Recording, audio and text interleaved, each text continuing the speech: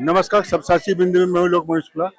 हमारे साथ हैं इस वक्त हैं जिला पंचायत में। यहाँ पंचायत एवं ग्रामीण विकास के जो कर्मचारी हैं, उपयंत्री जनपद पंचायत सीओ, ये काम बंद करके हड़ताल पे हैं। हड़ताल की वजह है कलेक्टर साहब का बर्ताव। नवागत कलेक्टर वीरेंद्र सूर्यवंशी ने जब से आए हैं तब से 3 समीक्षा बैठक में जो उन्होंने जिले की प्रगति को देखी, उसके बाद उन्होंने उपयंत्री के स्तर के कर्मचारियों का वेतन रोकने और कई प्रकार की कार्रवाई के निर्देश दिए। इसके खिलाफ इनमें रोष है और इसी को लेकर इन्होंने काम बंद हड़ताल पे चली। आइए इनसे बात करते हैं। क्या नाम आपका बताएं? नागिन सिंह।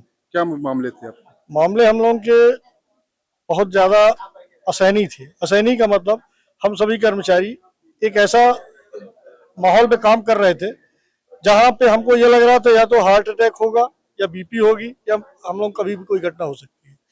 अब समझिए कल का 6:30 बजे हमको मैसेज किया जाता है कि 6:30 बजे कलेक्टर साहब मीटिंग हॉल में बैठक लेंगे।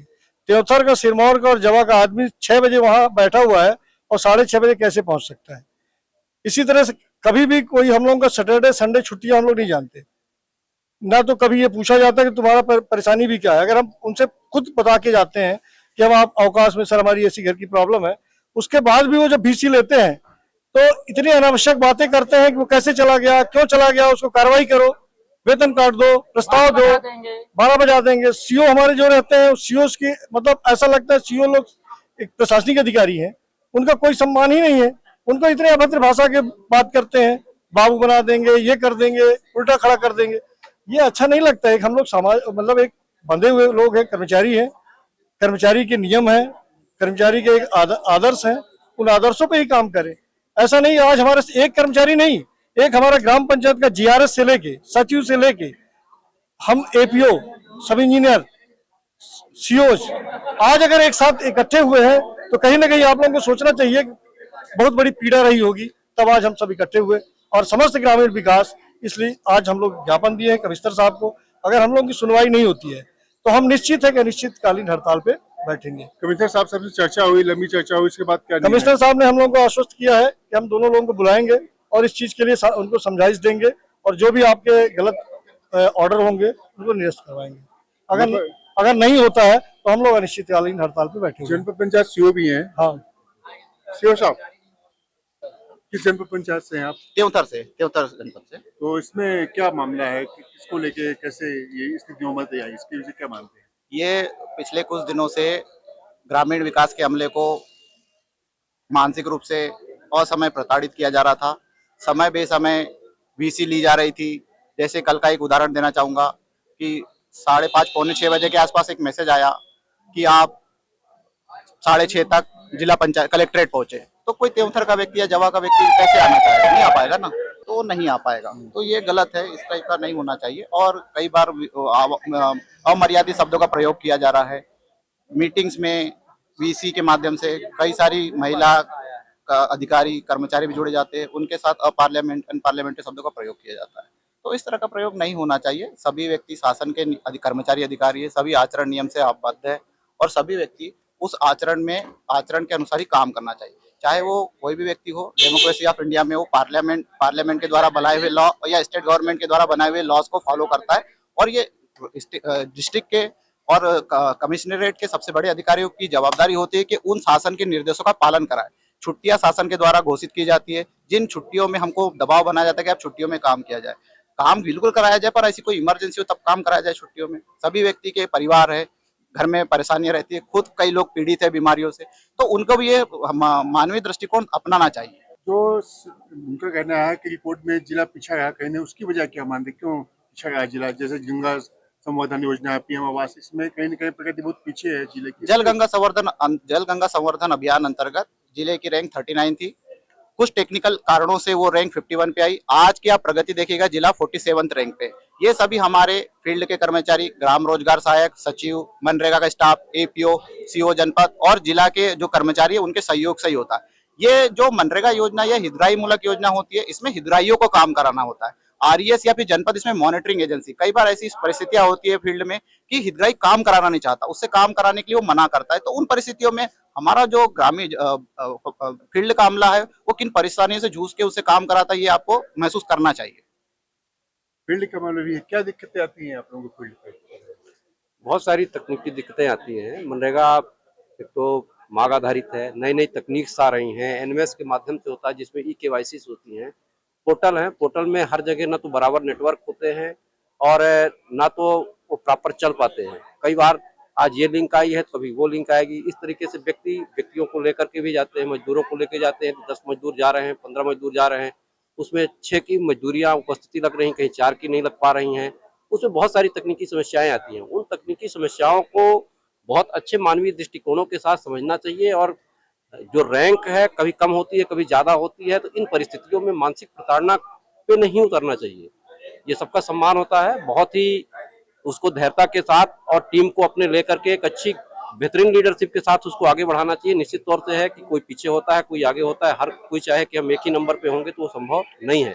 यदि हमारे यहाँ 50-51 जिले हैं तो कोई ना कोई पीछे होगा, और उसको एक बड़े टीम भावना के साथ और बड़े मानवता दृष्टि प्रोत्साहन के साथ यदि बढ़ाएंगे तो निश्चित तौर से है कि इसमें बढ़ेगा। मीटिंग के दौरान क्या आप लोगों ने कलेक्टर के सामने भी समस्या रखी थी, ऐसी भाषाओं का न बोला जाए, ऐसा भी तो यहाँ पे सीओ को इसकी जानकारी दी थी क्या?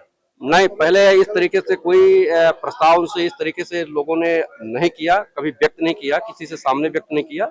पर लगातार इस तरीके से लगातार कह देना कि हम बाहर कर रहे हैं, किसी को कर रहे हैं, लोग काम कर रहे हैं, अभी बाहर कर देंगे, कि टारगेटिव करना कि इतने प्रस्ताव भेजो, इसका प्रस्ताव भेजो, इससे लोगों को काफी मानसिक पीड़ा होती है। काम के साथ साथ मानसिक पीड़ा होती है। व्यक्तियों को स्वस्थ रखने के लिए विभाग आनंदम चला रहा है कि हमारे कर्मचारी स्वस्थ रहें।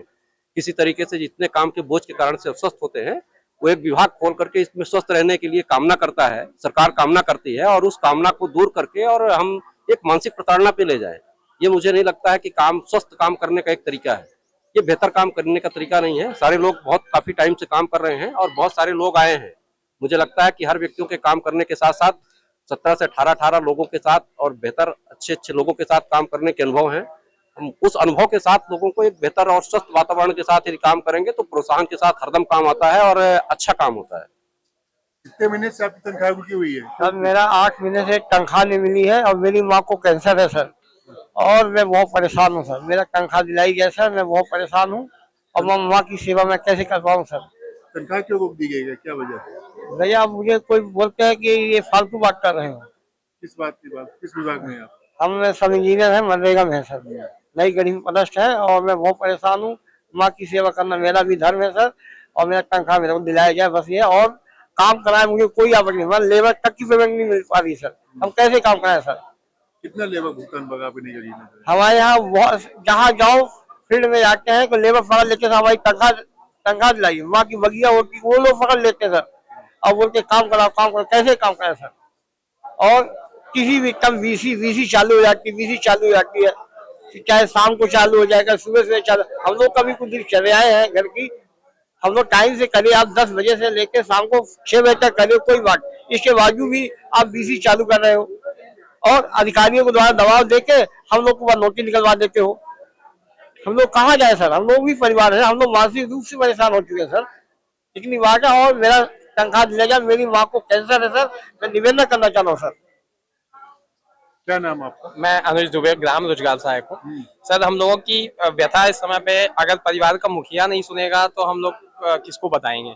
एक्चुअली में हम एनएमएस के द्वारा इस समय पे मजदूरों की ऑनलाइन अटेंडेंस होती है और हमारी ड्यूटी मनरेगा में भी, जनगणना में भी लगी हुई है। तो 8 किलोमीटर दूर हमको फील्ड मिला है, तो 2 बार हमको अपनी ग्राम पंचायत में अटेंडेंस लेनी है, उसके बाद 8 किलोमीटर फील्ड में जाके जनगणना करनी है। 5 माह से हमको वेतन नहीं मिला है। जिसका फंड आया हुआ है उसमें भी माननीय कलेक्टर महोदय और जिला सीओ साहब ने रोक लगाई है। उसके साथ भी 23 योजनाओं के 52 कार्य हमारे पास हैं। तो अगर हमारी पीड़ा को सर नहीं सुनेंगे तो हम किसको बताएंगे सर। 5 माह से हमको भुगतान नहीं हुआ है, जिसका फंड आया है वो हमको दिया नहीं जा रहा है।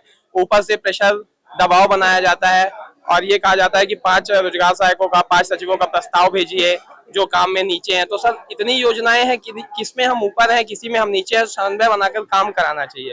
और मैं 11 साल से ग्राम रोजगार सहायक पद पर हूँ, लेकिन सर ऐसा दबाव कभी महसूस नहीं हुआ हमें। अब वेतन कितने महीने से आपको? 6 माह से वेतन नहीं मिला। परिवार कैसे पाल? परिवार बस सर चल रहा है किसी तरीके से, बाकी मजदूरी की पेमेंट नहीं आ रही। हम लेबर लगाते हैं तो लेबर हमारे पास आके कह रहे हैं, उन समस्याओं को सर के पास हमने लाके रखा तो सर ने कोई ना लेटर जारी किया, सिर्फ एक ही कहना है कि हम कुछ नहीं सुनना चाहते। और जिस माह का फंड आया है उसका भी हमको वेतन नहीं दिया गया और रोक लगाई गई है। जनपद जो है कमिश्नर साहब से आपकी चर्चा हुई, उसके बाद प्रश्न जो उन्होंने आश्वासन दिया उसके बाद क्या निकले हैं और क्या?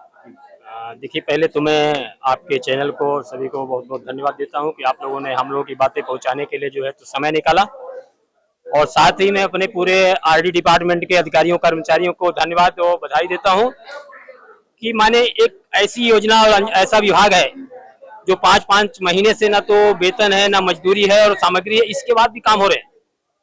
इस विषम परिस्थितियों में जब वहाँ क्षेत्रीय अमले में जैसे जमीनी स्तर पे जब काम करते हैं, वहाँ जो है सरपंच सचिवों के साथ कैसी विडंबनाएं आती हैं, वेंडर आते हैं, पैसा नहीं मिलता है, मजदूरी नहीं मिलती, कितने लोग वो झेलते होंगे। इसके बाद जनपद में जो है तो एक मजदूर तक आ जाते हैं, वेंडर आते हैं, उसको झेलते हुए लोग जो है वो अलग मानसिक प्रताड़ना रहती है। इसके बाद जो है जब वेतन नहीं मिल रहा, बच्चों की फीस नहीं जा रही है और बीमारी के लिए पैसे नहीं आ रहे हैं 5-5 महीने से, वो अलग प्रताड़ना हो रही है। और उसके बाद जिस मुहिम को अपन जिस प्रगति को आगे बढ़ा रहे हैं, और इसके बाद भी अगर हमारे मतलब वरिष्ठ अधिकारी जो हमारे संरक्षक हैं उनको संरक्षण देना चाहिए, बधाई देना चाहिए कि बिना इस विषम परिस्थितियों में हम योजनाओं को इतना आगे ले जा रहे हैं। रीवा जिला एक ऐसा जिला रहा है जो हर कहीं न कहीं कई घटकों में एक अलग स्थान बना के रहा। इसके पहले भी हमारे बहुत कई सीओ साहबान लोग रहे हैं जो बिना किसी कार्रवाई के, बिना किसी प्रताड़ना के, बिना किसी अभद्र भाषा मर्यादित तरीके से एक कोऑर्डिनेशन बनाकर के फ्रेंडशिप में लेकर के काम किए थे और ऊंचाइयों पे ले गए थे। तो मुझे लगता है एक सीईओ का पद खाली जो है तो प्रशासनिक नहीं होता, एक कोऑर्डिनेशन का पद होता है। एक कोऑर्डिनेशन बना के चलना चाहिए, तभी मुझे लगता है एक गति आ पाएगी। नहीं तो इतनी भी क्षमताएं हैं, अगर सही रूल नियम पे जाएंगे तो मुझे नहीं लगता हितग्राही मूलक कोई हितग्राही काम करने को तैयार नहीं होता है। पैसा जो है आवास का हितग्राही हो जाता है, अब वो नहीं बना पाता है तो उसमें खाली मॉनिटरिंग की जा सकती है, ज्यादा उसमें जो है तो फोर्सली दबाव नहीं बनाया जा सकता है। और इसके अलावा जो है अगर देखा जाए आज तो पहले जो संसाधन सुविधा होती थी, टेक्निकल सपोर्ट होते थे, वो नहीं है। जितने हमें अमले चाहिए वो अमले नहीं है, और 10-10 लोगों का काम अगर 2 लोगों के ऊपर करवा रहे हैं तो मुझे नहीं लगता कि वो प्रगति आ पाएगी। तो मुझे तो ये लगता है कि शासन प्रशासन को भी चाहिए कि साधन संसाधन सुविधा सभी उपलब्ध कराए। इसके बाद हर व्यक्ति की एक क्षमता होती है, उस क्षमता तक ही काम लिए जा सकते हैं, और किसी एक व्यक्ति के ऊपर या कुछ लोगों को वो बना करके कि इनका दोष है और 7-7 दिन का वेतन काट देना, 15 दिन का वेतन काट देना, मुझे नहीं लगता कि न्यायोचित है या कहीं नैतिक रूप से उचित है। इसमें तो उनका पूरा परिवार जुड़ा होता है, उनके रिश्तेदार जुड़े होते हैं, उनके बच्चे जुड़े होते हैं, उनका पूरा भविष्य जुड़ा होता है बच्चों का।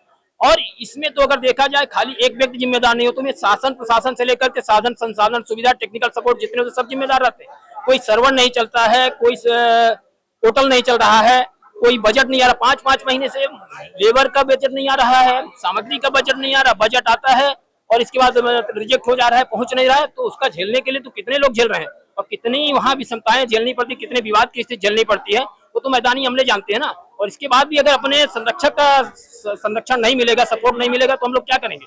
इसलिए मुझे लगता है पूरा विभाग जो है व्यथित हो चुका है इसमें व्यथित होकर के अपनी वेदना व्यक्त कर रहा है कि हम कैसे काम कर पाएंगे, कैसे प्रगति ला पाएंगे।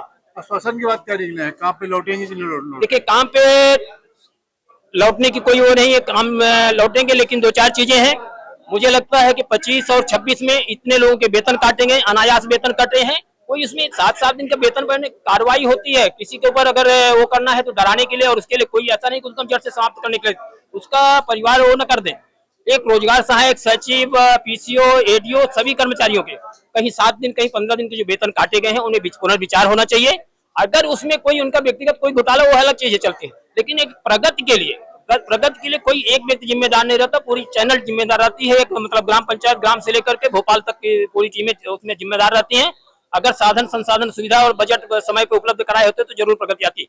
दूसरी चीज मुझे लग रहा है जो वर्तमान स्थितियां हैं, जो हमारे नरेगा और अन्य योजनाओं की जो बजट की उपलब्धता है, इसके कारण अपना इनका विश्वास टूट रहा है। माने लोगों का विश्वास जो हम लोगों से, जनपद के अधिकारी कर्मचारी पुलिस विभाग से विश्वास टूट रहा है और उससे दूर हट रहे हैं कि ना तो समय पे पैसा दे पाएंगे और काम करा भी ले तो पैसा मिलेगा कि नहीं। उस विषम परिस्थिति में किस तरह से लोग समझा बुझा के काम लेते होंगे, और इसके बाद भी जो स्थितियां चल रही है कि मुझे अगर संरक्षण नहीं मिलेगा तो हम लोग किसके पास जाएंगे। अभी हमने कर्मचारियों की जो बात आपके सामने से रखी, इस मामले में आपका क्या कहना है हमें बताएं। सचिव से लोकमणि कैमरामैन रोहित के साथ।